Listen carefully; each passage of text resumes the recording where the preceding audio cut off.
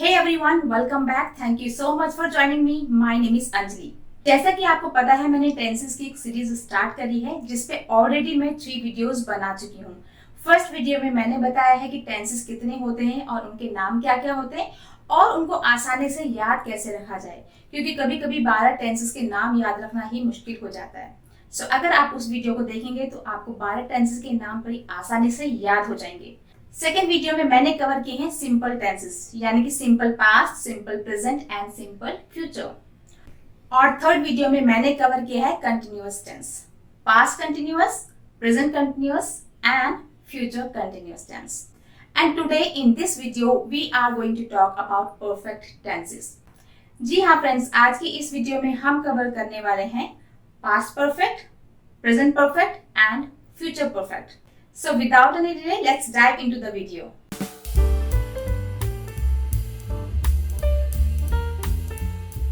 So सबसे पहले समझते हैं कि परफेक्ट टेंस क्या होता है। नाम से ही आपको पता चल रहा होगा परफेक्ट टेंस। और परफेक्ट हम कब किसको बोलते हैं?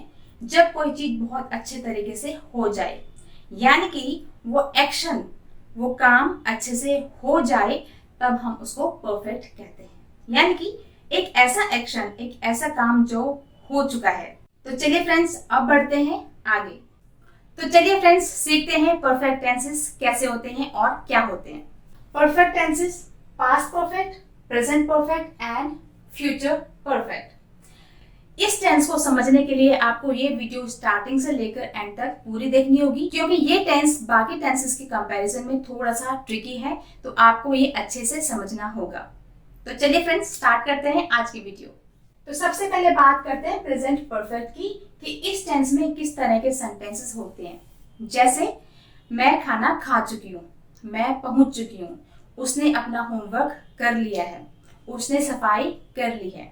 तो आप समझ गए होंगे ऐसे एक्शंस की बात मैं यहाँ पे कर रही हूँ जो एक्शन अभी अभी हुए हैं। ठीक है, ये जो रिसेंटली ही काम हमने किया है वो प्रेजेंट परफेक्ट में आते हैं। ठीक है, नाउ पास्ट। पास्ट परफेक्ट में ऐसे सेंटेंसेस आते हैं जब हम कहते हैं कि मैंने खाना खा लिया था, मैंने सफाई कर ली थी, मैं सो चुका था, मैंने बुक रीड कर ली थी।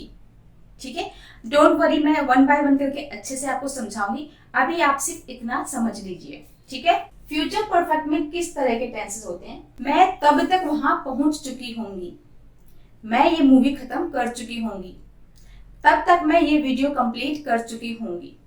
ठीक है, अभी के लिए आप सिर्फ इतना समझ लीजिए, आगे मैं आपको एक्सप्लेन अभी करती हूँ।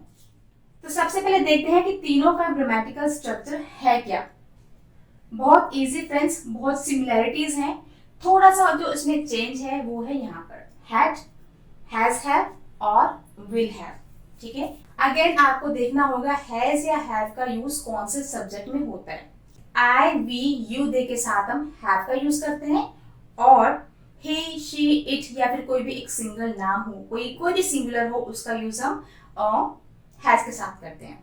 ये अगर आप याद कर ले तो आपके लिए बेटर रहेगा। आई, वी, यू दे के साथ आप हैव का यूज करते हैं, और ही, शी, इट या कोई भी सिंगल पर्सन का नाम है उसके साथ हम हैज का यूज करते हैं।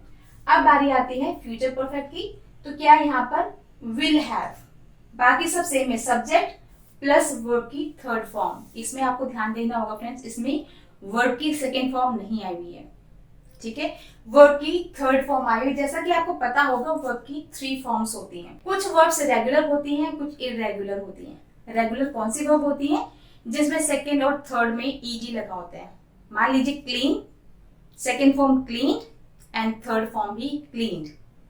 ठीक है, तो ऐसे ही कुछ रेगुलर वर्ब की फॉर्म्स होती है जिसमें हम ईडी लगा के उसको सेकेंड फॉर्म और थर्ड फॉर्म बना लेते हैं। लेकिन कुछ इरेगुलर वर्ब्स भी होती है जिसमें फर्स्ट फॉर्म कुछ और होती है, सेकेंड कुछ और होती है, थर्ड कुछ और होती है।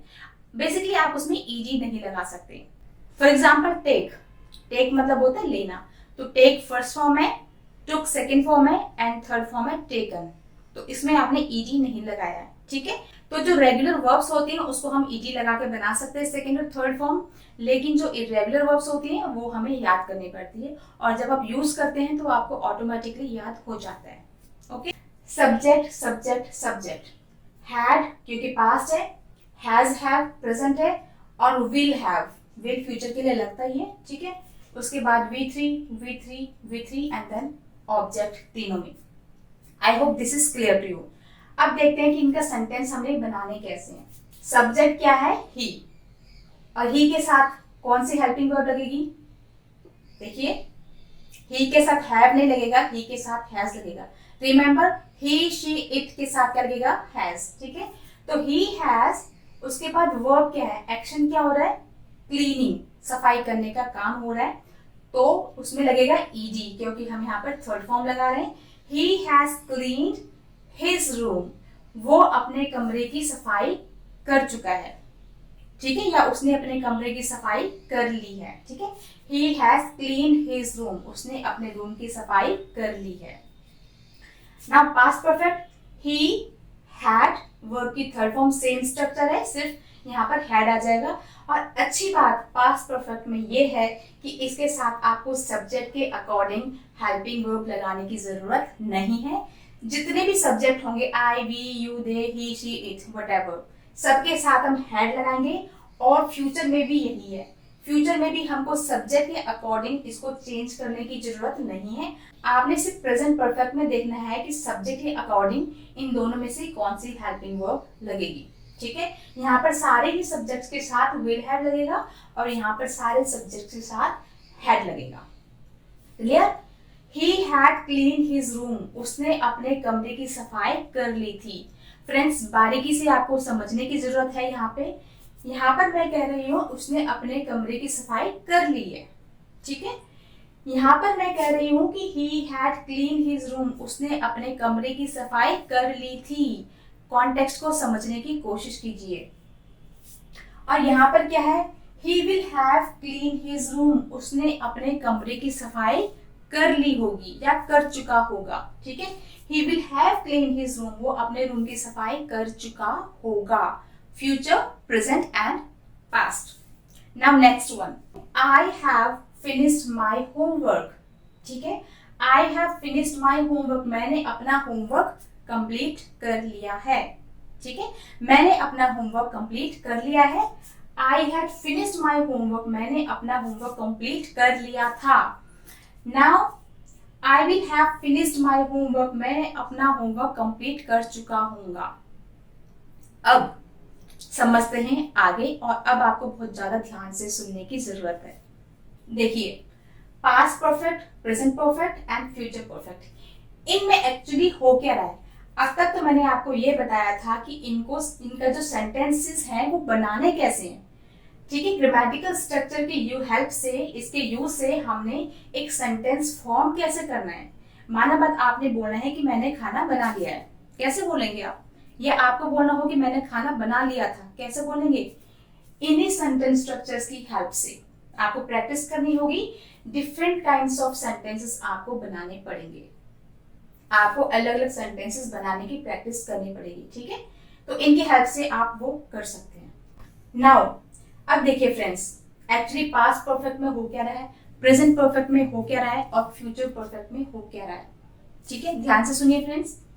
जैसा कि मैंने बताया, परफेक्ट, परफेक्ट का मतलब काम हो चुका है, ठीक है।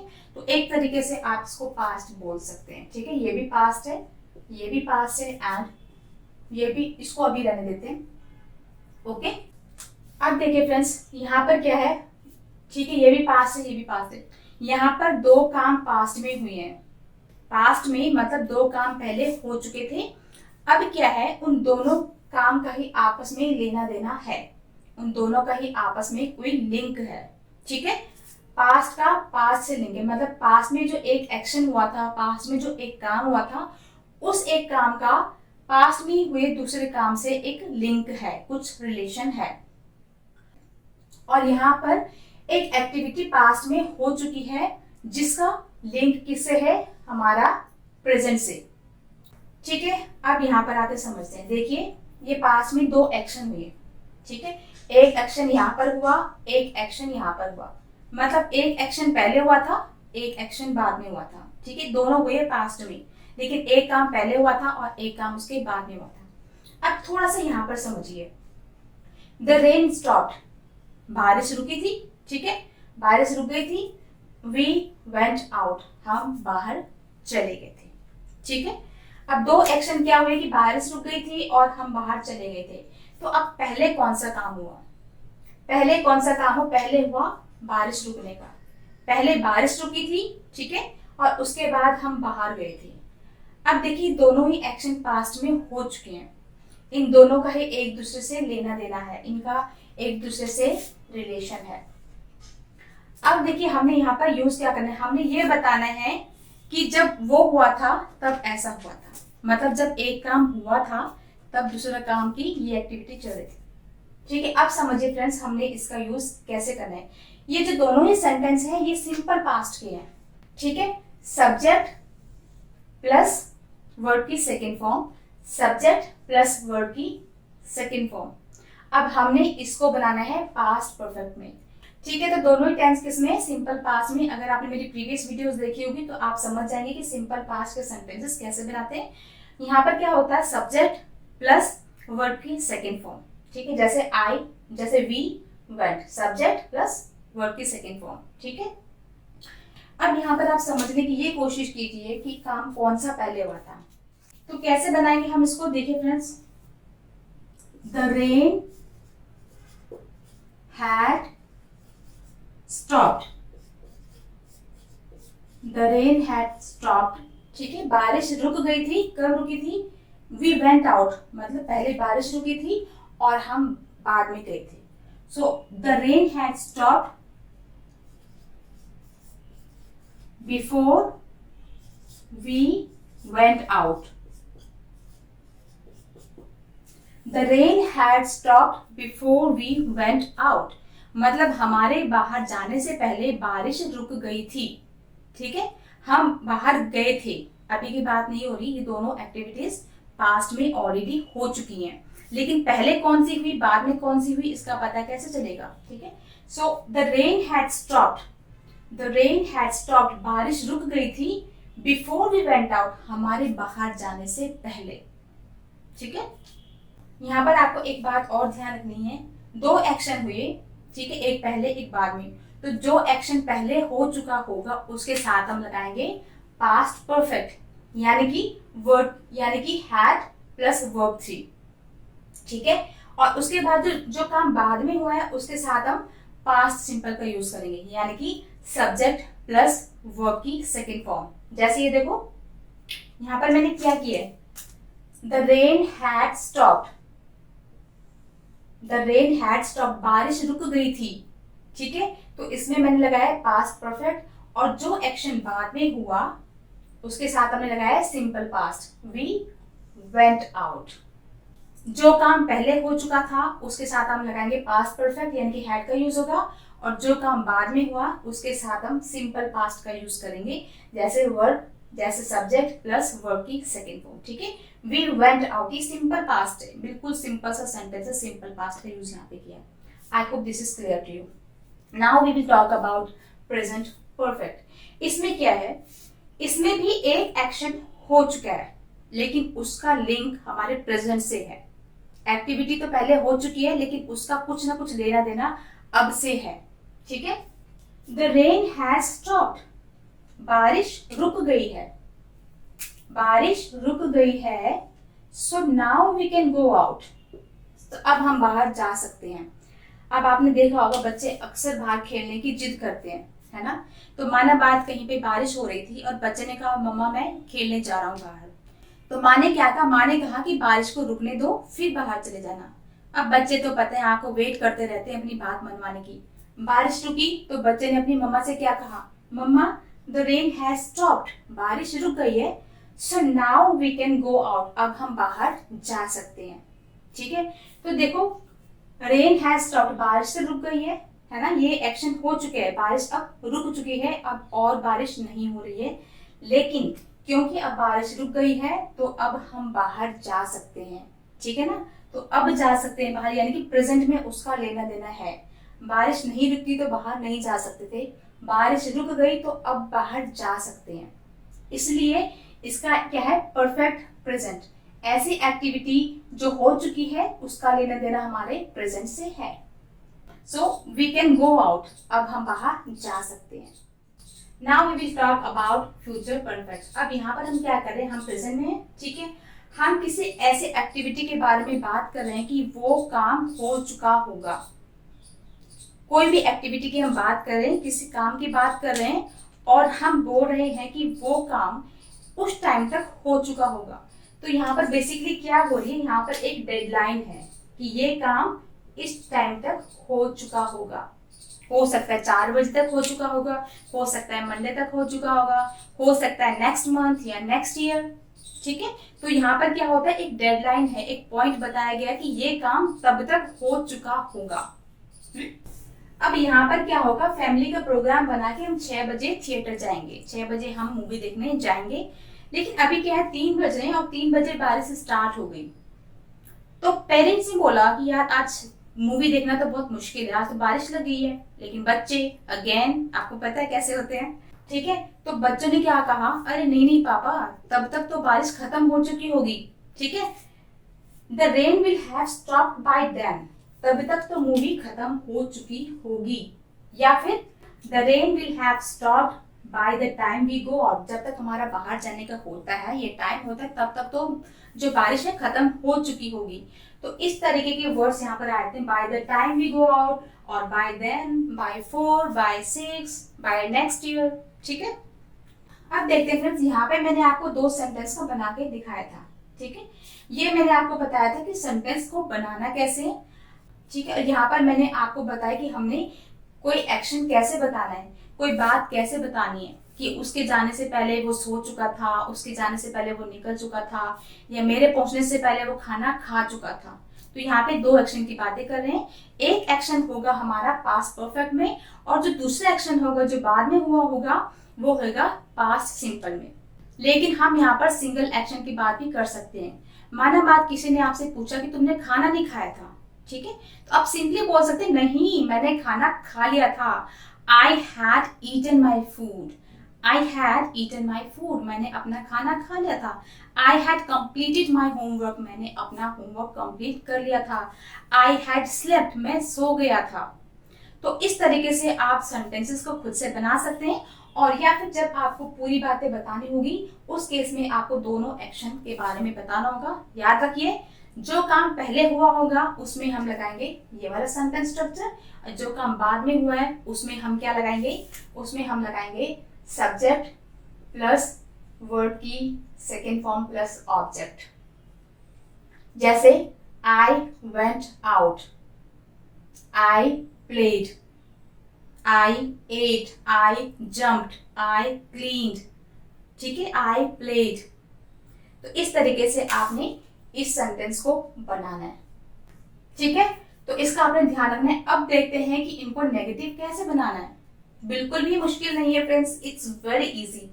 हमने कुछ नहीं करना, जहां पर आपने हैड लगाया है, जहां पर आपने हैज ए हैव लगाया है, या जहां पर आपने विल हैव लगाया है, क्या करना है, कुछ नहीं करना, इसके बाद नॉट लगा देना। मैंने बताया था आपको थर्ड नंबर पे आपने नॉट लगा देना है, ठीक है। तो he had not clean his room, उसने अपना रूम साफ नहीं किया था। I had not finished my homework, ठीक है। He has not cleaned his room. I have not finished my homework. The rain has not stopped, ठीक है। लेकिन अगर आपने यहाँ पर नॉट लगाना है तो मैंने आपको वहां पे भी, तो मैंने आपको प्रीवियस वीडियो में भी बताया था जहां पर हम विल बी का यूज कर रहे थे, है ना, कंटिन्यूअस टेंस में, कि विल बी का यूज कर रहे थे हम, वहां पर हमने विल और बी के बीच में नॉट लगाया था, विल नॉट बी। इसी तरीके से हमने यहाँ पर भी विल और हैव के बीच में हमने नॉट लगाना है, ठीक है। जैसे he will not have, he will not have, he will not have cleaned his room, उसने वो अपने रूम की सफाई नहीं कर चुका होगा या नहीं किया होगा, ठीक है। I will not have finished my homework, तो जहां पर भी आपने नॉट लगाना है तो थर्ड नंबर पे आपने लगाना है, यहाँ पर भी थर्ड नंबर पे लगाना है आई विल नॉट, ठीक है। और यहाँ पर भी थर्ड नंबर पे, यहाँ पर भी थर्ड नंबर पे। तो अगर नेगेटिव बनाना है तो it's very easy and it's very simple. Okay friends, so I hope this is clear to you. अगर आपके मन में कोई भी डाउट है तो आप कमेंट्स में जाके मुझसे पूछ सकते हैं। So that's all in this video friends, thank you so much for watching, see in the next video, take care, bye bye.